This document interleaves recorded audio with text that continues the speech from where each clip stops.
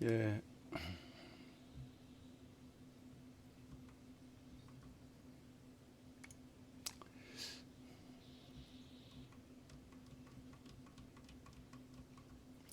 예, 감사합니다. 이제 7월 원래를 우리가 맞이하게 되는데, 7월 달이라는 것은 이제 새로운 하반기의 출발점을 말씀을 하고 있는 것이죠. 그러니까 그러한 마음가짐으로 우리가 하반기를 시작을 하면서 2021년도를 하나님의 은혜 가운데 잘 결실해야겠다라는 그런 마음가짐으로 오늘 우리가 원래 예배를 드리길 원합니다. 오늘 말씀의 제목은 이제 지구장님이 읽으셨는데 출애굽기 23장 14절에서 17절입니다. 새 절기 천국 가는 노정, 새 절기 천국 가는 노정이라는 제목으로 오늘 말씀의 은혜를 나누고자 합니다. 서론적으로 말씀을 드리면은 2021년도 7월 첫째 주죠. 7월 4일 날 우리는 맥주 감사 주일로 하나님께 그 절기를 지켰습니다. 근데 이미 성경에는 반드시 절기를 지키라. 언약 성도라고 한다면, 언약 백성이라고 한다면은 반드시 세 가지 절기를 지켜야 된다. 이제 그것이 언약 백성의 증거가 되는 것입니다. 또 절기 지키지 않으면은 그 자격이 없게 되는 것이죠. 오늘 본문을 볼 때는 이제 표현이 다양하게 나와서 그런데 오늘 본문에 볼 때는 무교병의 절기를 지켜야 되고 두 번째 맥주절 수장절입니다. 오늘날 교회는 이 세 가지 절기를 부활절, 맥주절, 추수감사절로 지키죠. 의미는 같은데요.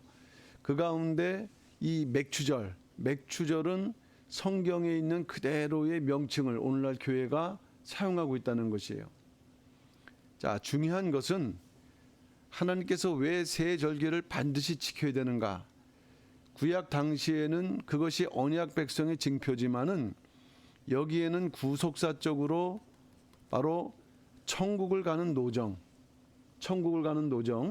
다시 말씀드리면은 그 인간의 구원의 과정이 어떻게 되는가 하는 것을 이 절기를 통해서 말씀하고 있다는 것이에요. 그러니까 첫 번째 절기가 있고 두 번째 절기가 있고 세 번째 절기가 있다면은 절기마다 단계가 다르겠죠.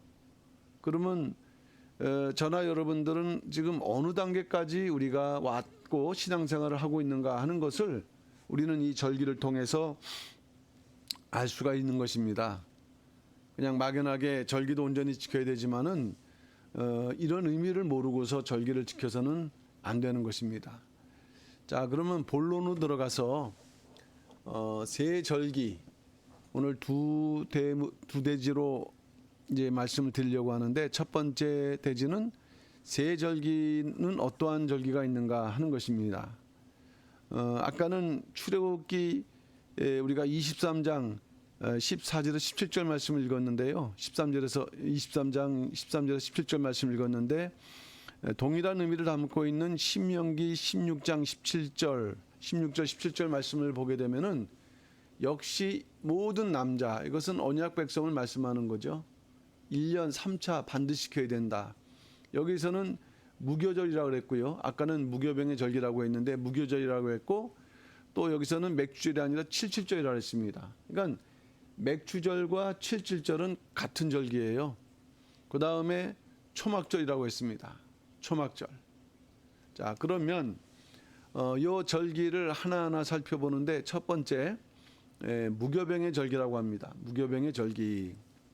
이 무교병의 절기라는 것은 그야말로 무교병을 먹어야 하는 절기인데 다른 말로는 무교절이라고 하고 또 유월절이라고도 합니다. 사실은 이 무교절과 유월절은 같은 절기인데 그 같은 절기에 하나님께서 명령하신 행동이 다르기 때문에 수행해야 될 행위가 다르기 때문에 이렇게 나눠서 말씀하고 있지 실제로는 이것이 같은 절기라는 것이에요. 자, 먼저 오늘 본문입니다. 출애굽기 23장 15절 말씀 보게 되면은 너는 무교병의 절기를 지키라 그랬습니다. 첫 번째 절기예요. 무교병의 절기. 그러면 무교병의 절기를 어떻게 지켜야 되느냐 할 때 먼저 날짜부터 잘 알아야 된다는 얘기예요. 날짜부터. 어떤 때에 지켜야 되느냐? 아비벌의 정한 때. 아비벌의 정한 때부터 7일 동안 무교병을 먹어야 된다. 이게 무교병의 절기를 지키는 그러한 하나님의 명령이에요. 때, 기간, 그 다음에 행위. 무교병이죠. 이것을 구체적으로 살펴볼 때 아비벌의 정한 때라는 것은 바로 1월 15일을 의미해요. 1월 15일. 이 레위기서 23장 6절에서는 분명히 이 때가 15일이라는 것을 말씀을 하고 있어요. 15일. 그러니까 물론 오늘날 태양력 달력을 말씀한 게 아니고 출애굽기 12장 2절에서 하나님께서 야 이제 이 첫 달을 이제 지키라, 첫 해로 첫 달로 지키라고 명령하신 이후부터 적용되는 그 이스라엘의 달력이죠. 사실은 태음력입니다만은 1월 15일 날 이 날을 무교절로 지키라. 그리고 7일 동안 무교병을 먹으라. 똑같은 이제 명령인데요. 이 아비벌이라고 할 때 요거는 가나안에서 사용하는 명칭입니다. 우리가 잘 아는 니산도 1월이거든요. 1월. 요거는 바벨론식이죠. 바벨론식. 같은 1월이에요. 중요한 건 그 달 1월에 15일이다. 근데 아비벌이라고 할 때 이따가 좀 반복적으로 나오겠는데 이 히브리말 아비브라는 말은 갓난 어린 보리 이삭이라는 아주 중요한 의미를 담고 있어요. 왜 보리가 강조되고 있는가? 보리는 구속사적으로 대단히 중요한 의미를 지니는 그러한 이제 곡식이죠. 자, 그래서 이스라엘 백성들이 무교병의 절기를 지키기 위해서는 1월 15일부터 21일까지니까 7일입니다. 7일 동안 무교병만을 먹어야 돼요. 무교병이라는 것은 누룩이 없는 떡이기 때문에 누룩이라는 것은 우리가 빵을 먹을 때 부드럽게 하지 않습니까? 발효시켜서 먹기 때문에. 근데 그걸 빼게 되면은 이게 딱딱하고 먹기가 어렵다. 그래서 때때로는 고난의 떡이기도 하다. 고난의 떡. 그것을 한번 일주일 동안 먹어본다고 생각을 해보세요. 하나님의 절기이기 때문에 그것을 지켜야 되는데 무교병만 일주일 동안 먹어야 된다. 이런 명령을 하고 계세요. 자, 그러면서도 이 무교절은 또 유월절하고도 연관이 된다. 유월절 그렇게 말씀을 드렸습니다. 왜냐하면은 1월 15일부터 지키라고 했는데 이스라엘 백성들은 유월절을 지키기 위해서는 하루 전날 1월 14일에 유월절 어린 양을 잡아야 된다는 거예요. 그러니까 무조건 무교절을 지키기 전에는 먼저 유월절 어린 양을 준비하라. 1월 14일, 10일부터 준비해서 1월 14일까지 이 어린 양이 문제가 있는지 그래서 이 1월 14일 날 잡는 거예요. 엄밀히 말하면은 3시부터 6시 사이에. 그러니까 우리 시간하고 이스라엘의 하루는 다르죠. 이스라엘은 아침부터 저녁이 아니라 저녁부터 아침. 그래서 사실은 1월 14일 날 3시부터 6시까지 양을 잡을 때 요 6시가 바로 15일로 넘어가는 그 시간이 되는 거예요. 그러니까는 15일 넘어가기 전에 이 어린 양을 이제 잡아야 되는 거죠. 그래서 이 정월 14일은 여호와의 유월절이 되고 엄밀히 말하면은 여호와의 유월절 어린 양을 먹는 시간은 14일이 아니라 15일로 넘어가네. 14일까지는 잡고요. 15일 날은 이제 어린 양을 가족들이 먹고, 그러면서 뭐를 같이 먹습니까? 무교병을 같이 먹게 되는 것인데, 무교절을 지키기 위해서는 7일 동안 무교병을 먹어라. 이스라엘 백성들은 그 의미가 무엇이든지 간에 이렇게 행해야만 그 첫 번째 절기 무교절을 지키는 백성이 될 수가 있다는 내용이 되겠습니다. 자, 첫 번째는 말씀드렸고요. 첫 번째는 무교절이었죠. 또는 유월절. 그럼 두 번째는 맥주절입니다. 맥주절. 이것이 우리가 금년도에는 7월 4일 날 지켰죠. 맥주절. 어떤 의미가 있느냐?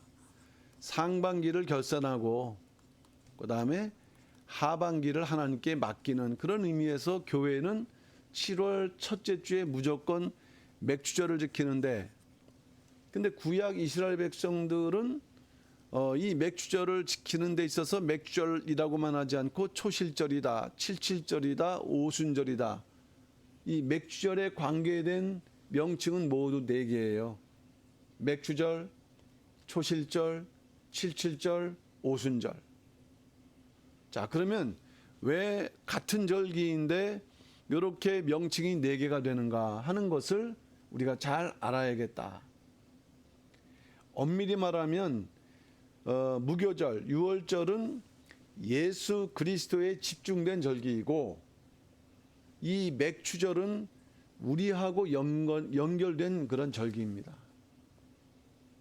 그러니까 성도님들께서는 이 맥주절의 의미를 잘 아시면서 매년 맥주절을 맞이할 때마다 성경에 입각한 그런 신앙을 가지고 맥주절을 지키셔야 된다는 말씀이 되겠습니다. 자, 첫째로 4가지로 나눠 살펴보는데, 첫째로 맥주절이라고 하는 이유는 뭐냐 하면은 그때가 밀의 첫 수확을 바치는 절기이기 때문이다. 맥주라고 할 때 요거는 보리맥자를 쓰기 때문에 우리가 조금 오해할 수 있지만 이거는 보리가 아니고요. 밀입니다. 밀. 그러니까 이스라엘 백성들에게 있어서 주식은 사실 보리와 밀인데 이것이 동시에 추수하지 않습니다. 요 간격이 있어요. 간격. 그러니까 요 보리가 무교절에 해당된다고 한다면 이 밀은 맥주절에 해당되는 것이다. 그 구약 성경에서 맥주절의 그 절기의 의미를 가장 정확하게 보여주는 성경이 있습니다. 그게 바로 룻기예요. 룻기는 놀랄 만큼 짧지만 놀랄 만큼 이런 맥주절을 중심으로 한 예수 그리스도의 구속 경륜을 우리에게 보여주는 성경입니다.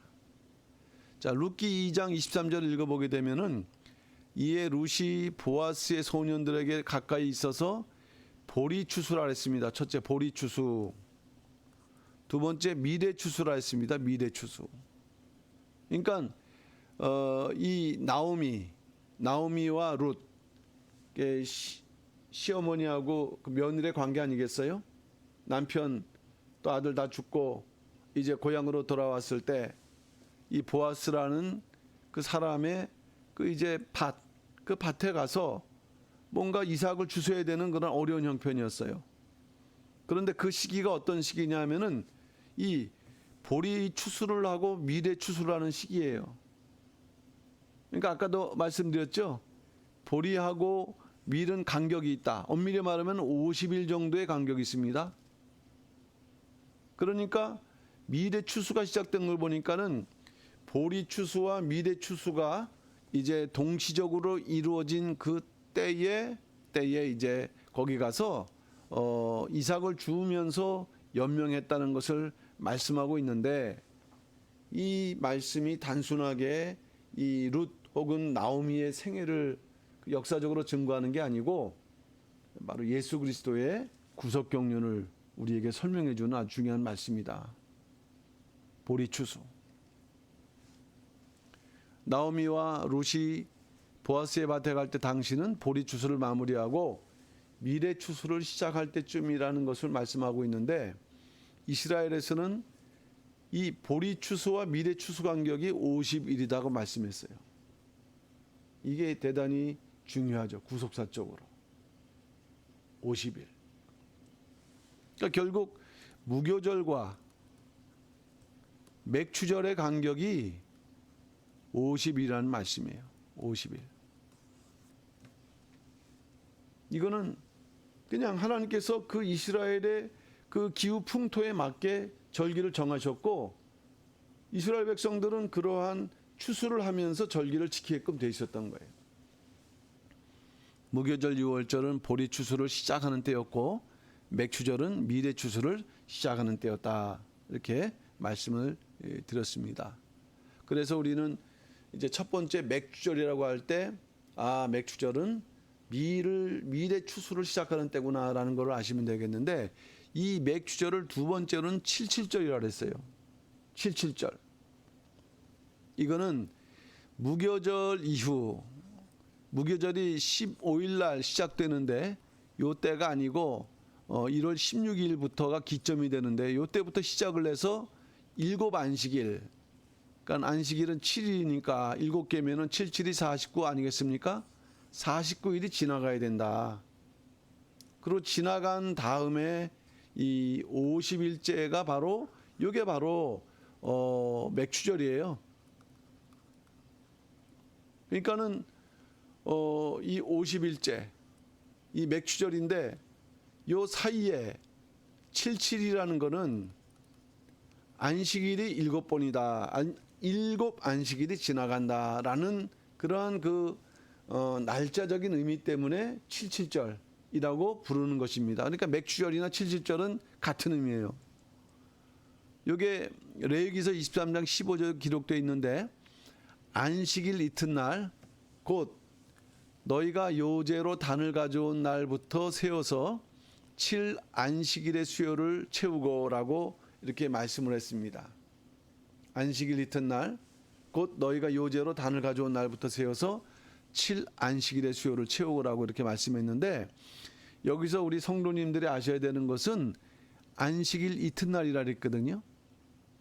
참 성경을 보면은 왜 이때가 안식일인가 우리가 어려울 수 있는데, 쉽게 이해하시면 돼요.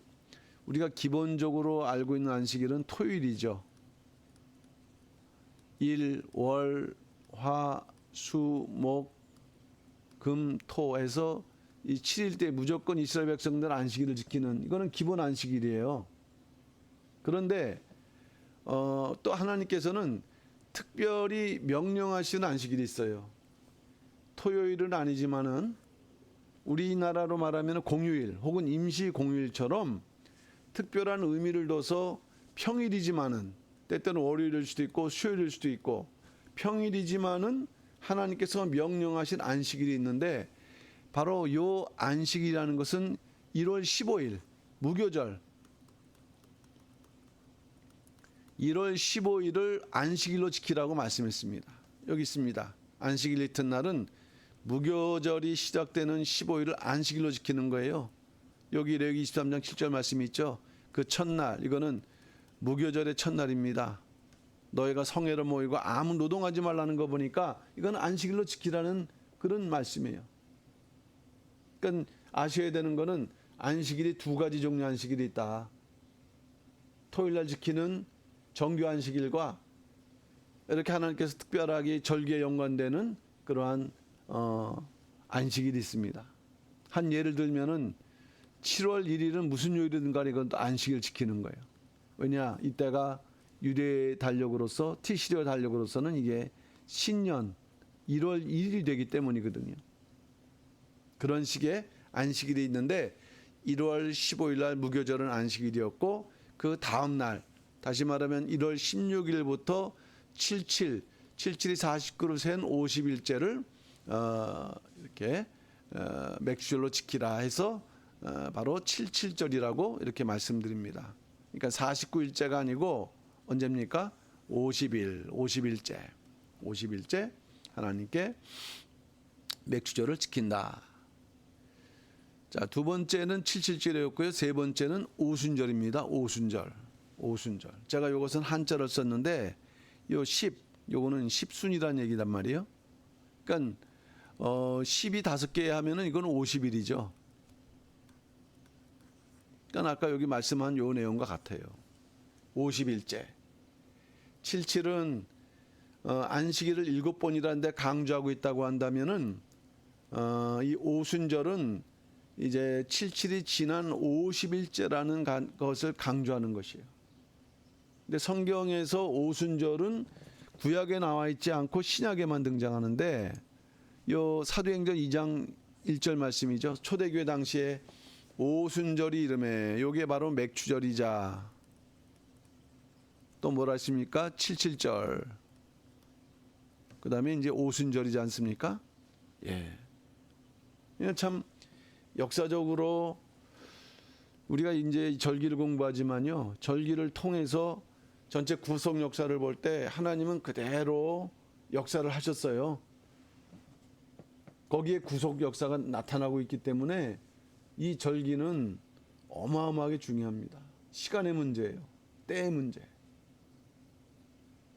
때와 기한은 아버지께 달렸다고 하지 않습니까? 그만큼 중요한 의미에 대한 구약적인 계시죠.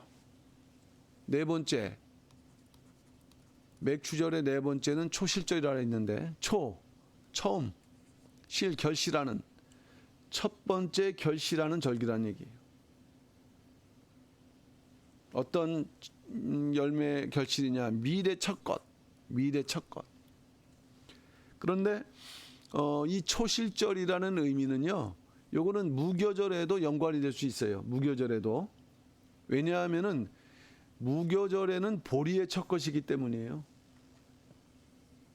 그렇기 때문에 이 초실절이라는 의미는 맥주절에도 연관되지만은 무교절에도 연관이 되는 표현이라고 할 수 있기에 그러기에 어쨌든 우리가 좀 폭넓게 생각을 해야 되지만 그래도 성경에서 초실절이라고 명명한 것은 맥주절이라고 말씀하는 것이에요. 그렇다면 우리는 이 때는 밀의 첫 것을 드리는 때구나. 여기 레위기서 23장 10절 이스라엘 자손에게 고하여 이르라 너희는 내가 너에게 주는 땅에 들어가서 너희의 곡물을 거둘 때에 위선. 이 위선이란 말은 먼저 처음으로 이런 의미거든요. 너희의 곡식 첫 이삭에 한다. 요거는 이 무교절에 해당되는 명령이었거든요. 그러니까 요거는 보리 이삭이 되겠죠. 예. 그래서 초실절은 맥주절도 초실절이지만은 무교절도 초실절이다. 우리가 이제 이 맥주절을 네 가지로 살펴봤습니다. 맥주절, 그다음에 77절, 오순절, 초실절. 같은 절기라는 거 이해하시면 되겠고 마지막 세 번째 절기는 수장절인데 이 수장절은 초막절이라고 하기도 하고 장막절이라고도 한다. 수장절은 초막절 또는 장막절이라고 한다. 오늘 본문 23장 16절 말씀이죠. 출애굽기 23장 16절 말씀 보면은 수장절을 지키라 그랬습니다. 수장절. 자, 그러면은 수장한다. 저장한다. 그런 의미예요. 받아들여서 저장한다는 의미잖아요. 수납해서. 내가 수고해서 이룬 것, 연종의 밭에서부터 거두어 저장하는 절기라는 거예요. 자, 그러니까 이제 일반적으로 우리는 사실 요 절기를 장막절로 알고 있는데 일단 오늘 본문의 근거에서 수장절부터 살펴보면 수장절은 한 해 농사를 마무리 짓고 곡식을 저장한다. 창고에 곡식을 저장하는 그러한 시기에 지키는 절기라는 말씀이에요. 창고에 곡식을 저장한다. 자, 그런 면에서 이 절기는 수장절인데, 그러면 이 수장절을 어떤 식으로 지켜야 되는가? 그런데 수장절을 지키는 행위, 명령하신 행위는 장막절 속에 나타나요. 시기만 그렇지. 이 장막절은 7월 15일부터 일주일, 7일 동안 어디가 있냐? 광야에서 장막을 짓고 지내는 절기라는 거죠. 수장절인데 하나님께서는 의외로 7월 15일부터 일주일 동안 광야에서 장막을 짓고 이 절기를 지키라고 명령을 하고 계시는 거예요. 우리가 광야에서 장막을 이제 짓고, 구약 역사에서 광야에서 장막을 짓는 절기는 무엇이 떠올려집니까? 출애굽에서 광야 40년 생활이 떠올려지지 않습니까? 그러면 그 40년 동안 그들이 기억해야 될 것은, 불가능한 그 노정 가운데 하나님께서 먹여주시고 보호해주시고 지켜주셨던 그것을 잊지 말고 감사하라. 그래서 결국 가나안 땅에 들어오게 된 그런 그 하나님의 구원 역사를 이제 기억하라 하면서 지키라고 명령하셨는데, 또 초막절이라고 부르는 것은 이 장막을 풀로 만들었기 때문인 거예요. 그래서 초막절이라고도 이렇게 부른다는 의미가 되겠습니다. 자, 그럼 여기까지 이렇게 볼 때요, 세절기라고 했었을 때 세절기 대표적으로 무교절, 유월절이죠. 그 다음에 두 번째 절기는 맥추절입니다. 대표적인, 여기에 이제 칠칠절, 그 다음에 오순절, 그 다음에 초실절 이렇게 표현된다 그랬습니다. 그 중에 초실절은 이 유월절, 무교절하고도 연결된다. 그리고 마지막 수장절이라고 했는데, 이 수장절은 맥추절, 장막절, 그 다음에 초막절 이렇게 불려진다. 해서 세 절기를 지키라고 했는데, 자, 그러면 마지막 두 번째로 이 구속사적 의미가 중요하다는 거예요. 이 구속사적 의미를 먼저 말씀드리기에 앞서서, 먼저 우리가 첫 번째 어떤 절기가 어떤 거냐, 그 다음에 그 의미가 뭐냐, 그 다음에 어떻게 지키는 거냐를 알지 못하면 이 구속사적 의미를 올바로 이해할 수가 없어요. 첫 번째로 무교절의 구속사적 의미입니다. 이 무교절은 1월 15일 날이지 않습니까? 이스라엘 역사에서는 출애굽과 연결돼요. 이스라엘 백성들이 홍해를 건넌 날이 1월 15일이에요.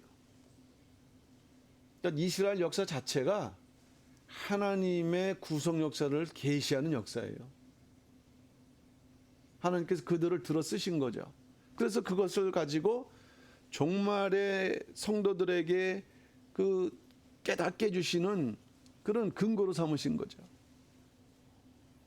실제 출애굽 사건은 무교병을 먹었던 주전 1446년 1월 15일 날 일어났다.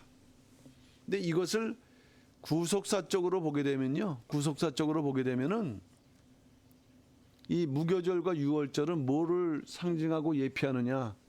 바로 예수 그리스도의 십자가 죽음과 이 구속, 십자가 죽음과 구속. 그런데 이 무교절 속에는 예수 그리스도의 부활이 담겨져 있기 때문에 사실은 십자가와 부활, 이것을 예표하는 절기가 바로 무교절 또는 유월절의 구속경륜이라고 말씀드릴 수 있겠습니다. 그것을 사도 바울은 고린도전서 5장 7절에서 분명히 말씀했어요.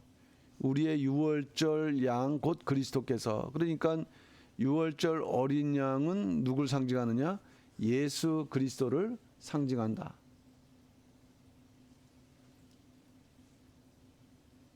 그러니까 구속사적으로는 유월절 무교절 첫 번째 절기는 예수 그리스도의 십자가와 부활을 상징하는 절기구나.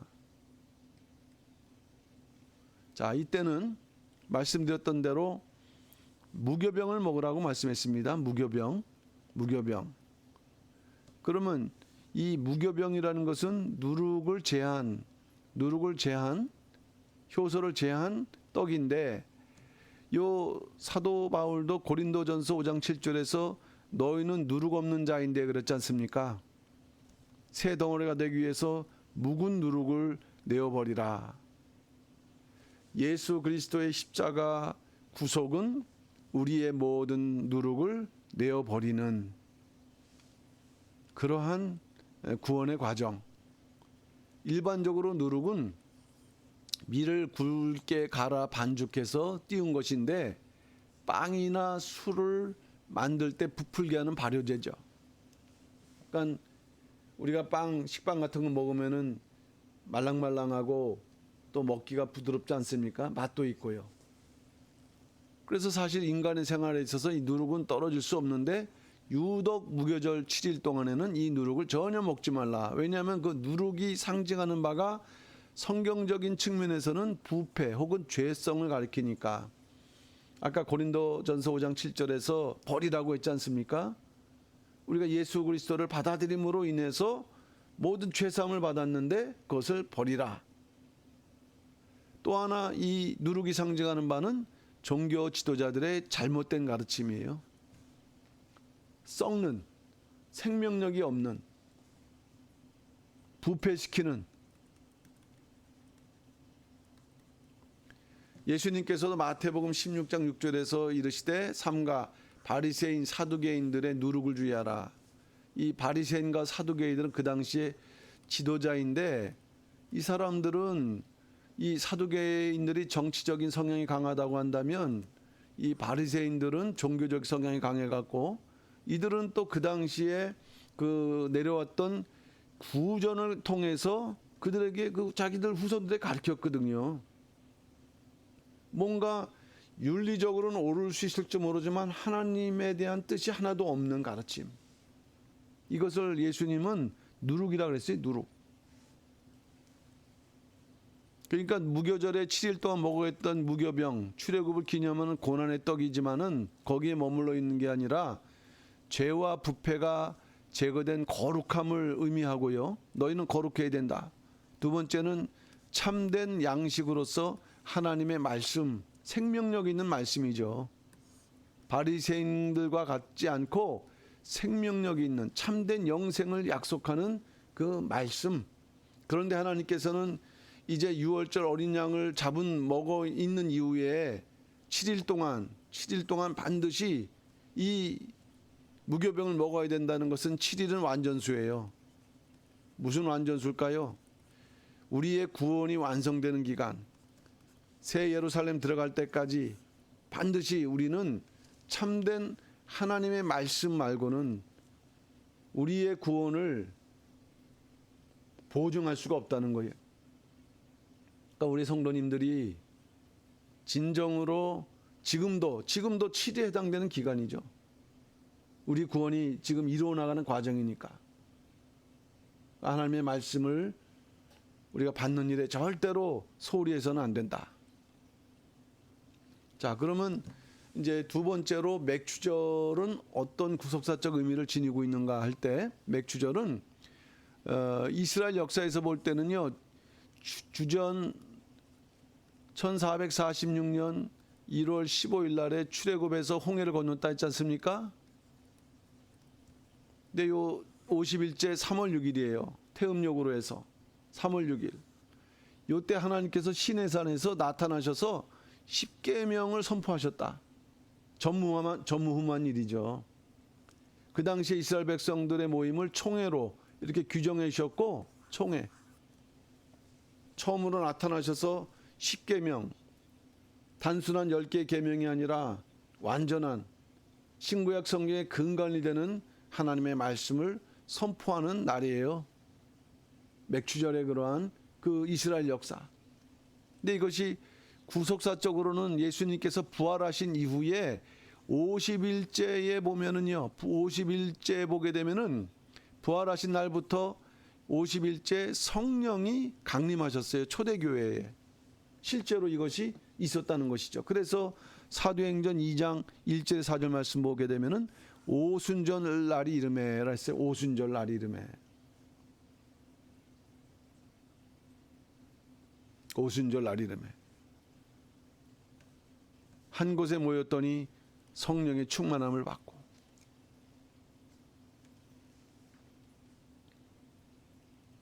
그러니까 구속사라는 것은 예수 그리스도의 역사인데 이 예수님이 오셔서 십자가에 달려 돌아가시고 그 다음에 50일째 되는 성령이 부활할 것을 이미 절기를 통해서 무교절, 맥주절로 예표하셨다.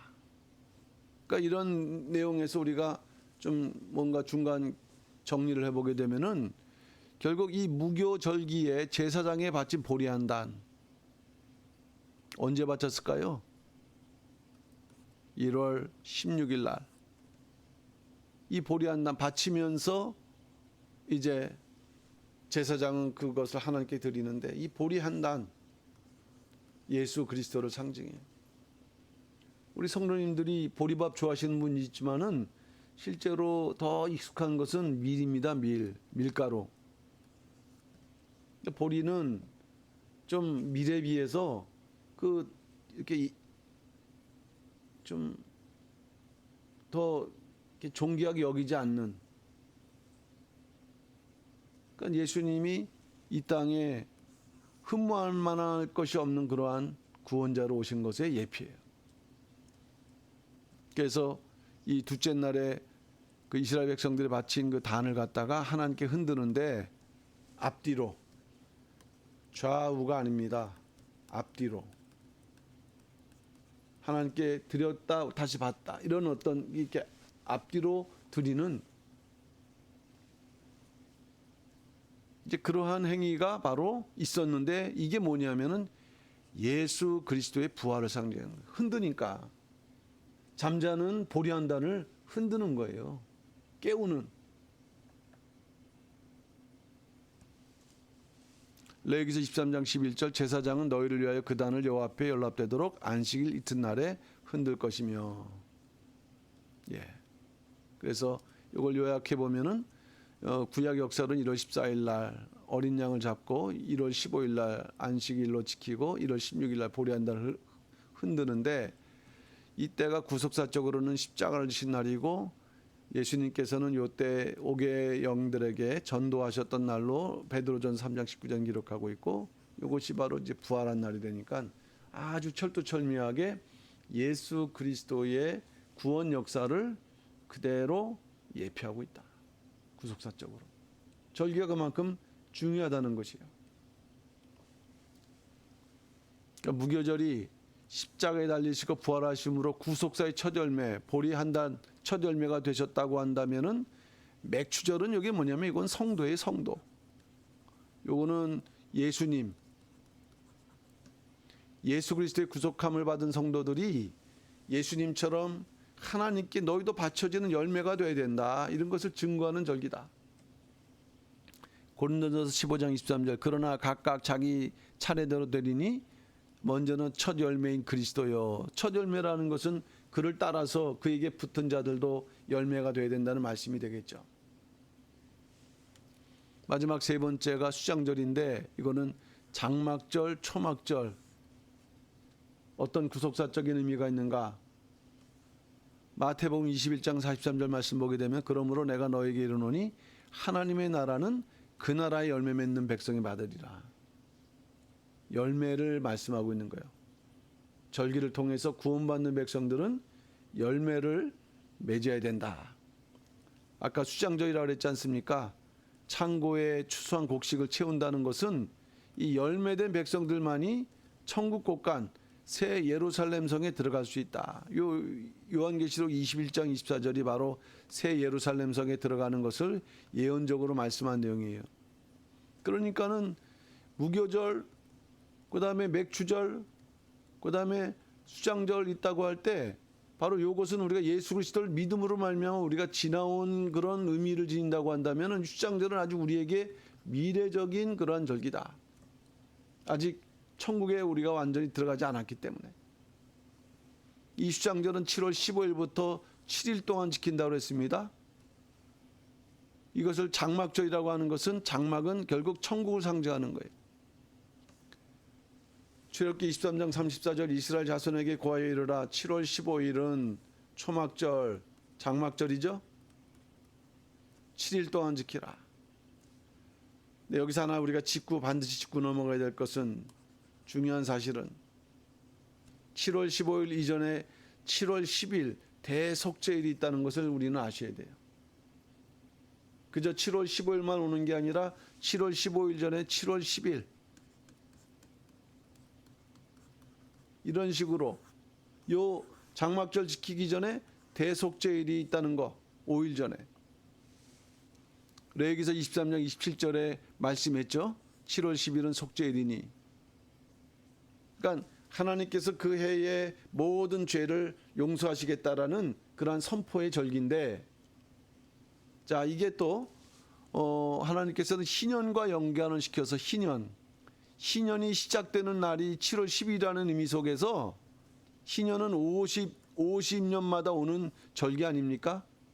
50년.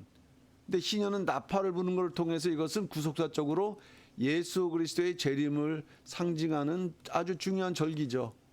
근데 그 절기가 7월 10일 날 시작된다는 거, 나팔 소리를 내면서 시작되는데 바로 7월 10일 날 나팔 소리를 내면서 이제 새 예루살렘 성의 문이 열리고 또 이스라엘 백성들이 7월 15일부터 21일 동안 장막절 지키는 것처럼 그 이후에 이제 천국에서 이렇게 거하게 된다는 것을 미리 구약적으로 말씀하고 있는 거예요.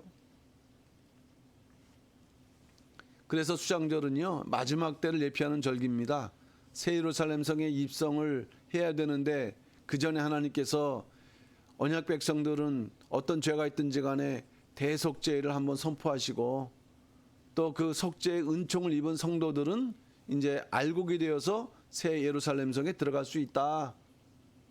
이러한 것을 말씀하고 있습니다. 지난번에 공부했지만 요한계시록 22장 14절 우리는 이 문들을 통해서 새 예루살렘 성에 들어갈 때까지 각자의 두루마기를 빠는 자가 된다. 회개와 성결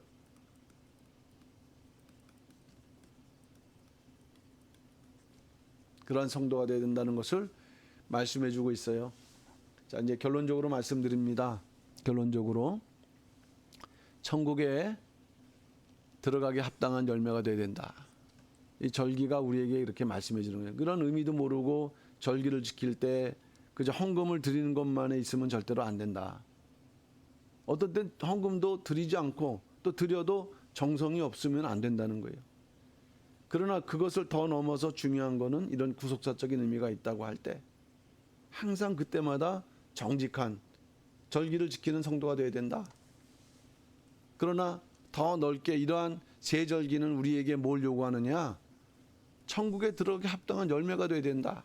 첫 번째, 하나님께 첫 열매를 바치는 신앙의 사람이 되어야 된다. 늘 우리 30대 교구 성도님들이 하나님께 첫 열매를 바치는 성도 되어야 된다. 창세기 4장 4절 아벨은 첫 새끼를 드렸다 그랬죠. 가장 좋은 것이에요. 그 당시에 기름은요 가장 좋은 부위가 되는 것입니다. 그 다음에 잠언서 3장 9절 10절 말씀 보면은 내 생물과 내 소산에 처음 익은 열매로 드릴 때 그러면은 창고가 가득히 차고 즙틀에 새 포도즙이 넘치리라. 우리의 생활과 사업에 충만함, 번성함이 있다는 약속입니다. 절대로 이 맥주절에 감사가 헛되지 않습니다. 마지막 두 번째는 우리 자신이 하나님께 바치는 열매가 되어야 된다. 예수님도 보리한단으로 바쳐졌지 않습니까? 그러니까 저희들도 이렇게 바치는 이제 직분을 받았으면은 그 직분에 합당하게 또 이렇게 하나님께 바치는 그런 그 삶이 되셔야 돼요. 요한계시록 14장 4절 이거는 14만 4천 시온산에는 14만 4천인데 그 14만 4천은 처음 익은 열매라고 그랬어요. 마지막 때 구속사 말씀에 처음 익은 열매. 그래서 이제 말씀을 정리하는 것은 이 마지막 때 우리가 이런 시대를 살아가는데요. 구속사의 처음 익은 열매가 되어야 된다. 처음 익은 열매가 되기 위해서 최선을 다하라. 우리에게 일깨워주는 것이 오늘날 절기이고 성경의 절기이고 이 세절기의 그 구속사적인 경륜을 잘 깨달으시면서 반드시 이 천국에 들어가게 합당한 열매를 다 맺으시는 우리 모든 30대 교구 우리 남성계 성도들 다 되시기를 주님의 이름으로 축원함을 드리면서 오늘 말씀을 마치겠습니다.